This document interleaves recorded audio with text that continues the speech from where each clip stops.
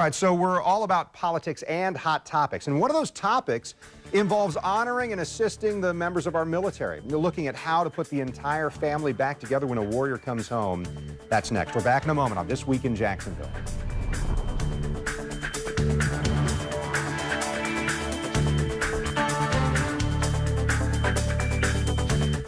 You're watching This Week in Jacksonville with Kent Justice. Naval Air Station Jacksonville, the third largest naval installation in the United States. Mayport has thousands of active duty and civilian personnel. Florida's National Guard has a home in our area, along with the Marines at Blunt Island, the submarines base at Kings Bay nearby. So we've got a substantial, significant population of military members and their families. Joining us this morning, Lee Escobar, a chaplain and a captain in the United States Army Reserves. And I understand your focus is really helping transition military members back into civilian life. Why is that such a struggle sometimes for folks, whether they're retiring or coming off deployment or that sort of thing? Well, what I really tell people is this, is that they go from a hero to zero complex, meaning that here they are manning millions of dollars of equipment, taking care of other people's lives, and then they come back to the civilian world, just have to find a job, you know, whether it's working at a gym, whether it's McDonald's, or something that does not make them be that who they were doing. Ego a little bit there too, right? Takes down their self-esteem, their self-worth, and their self-confidence. So I just really believe it's time to uplift that and make that, to rebuild their self-esteem, their self-confidence, and their self-worth. I've got a friend who had served in the Army as a medic, came back to the States. That medical experience didn't translate to a job in the medical field. I've got to imagine that those kind of examples are rampant, that a lot of times that's what a warrior coming back to civilian life encounters. Is that right? That's correct. And I firmly believe that what we need to do is, instead of just teaching them a formal education on how to get another job, to work for someone else, let's teach our military, let's teach them how to open up their own businesses, teach them to become entrepreneurs, and teach them to have control of their own life as opposed to having someone else control their life.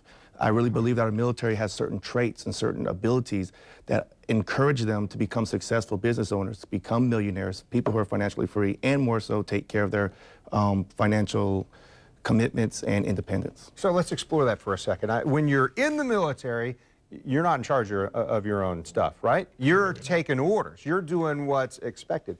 So what kind of training would have to happen in order to get somebody's mindset to change? Oops, it's all on me, and I'm going to do this on my own.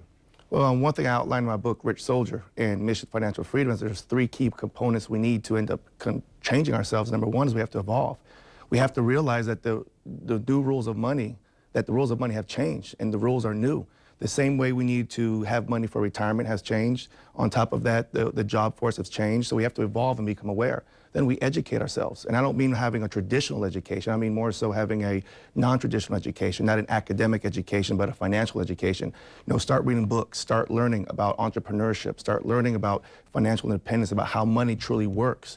So you're no longer dealing with having to have a job, but you have another option. I really feel we don't give our soldiers enough options. So then after that, they have to execute, evolve, educate, execute. Yeah.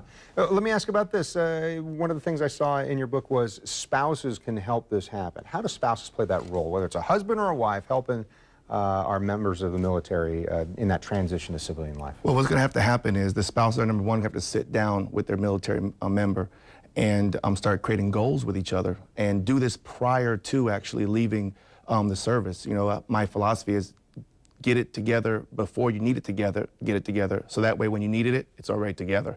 So what they do is start creating those goals and then work together as a family in order to learn to work together to achieve the goals, and then start educating yourselves through financial education and learn how to actually implement those goals, evolve and educate. And you do some financial seminars and some public speaking about this just to members of the military who are retiring or getting out of the service. Is that right? Absolutely, yes. I have a nonprofit organization in Chattanooga, Tennessee, where I live, and the purpose right now is to start taking the message to elevate the financial well-being of our military members, to actually bring them to another place and give them more options. So they don't feel trapped. Yeah. Lee Escobar, I appreciate it. When I heard that you were available and we could talk at this level about ways to help our military members, I jumped at it. I said that's important, certainly to our community. Important what you're doing. Thank you so much. Thank you. All right.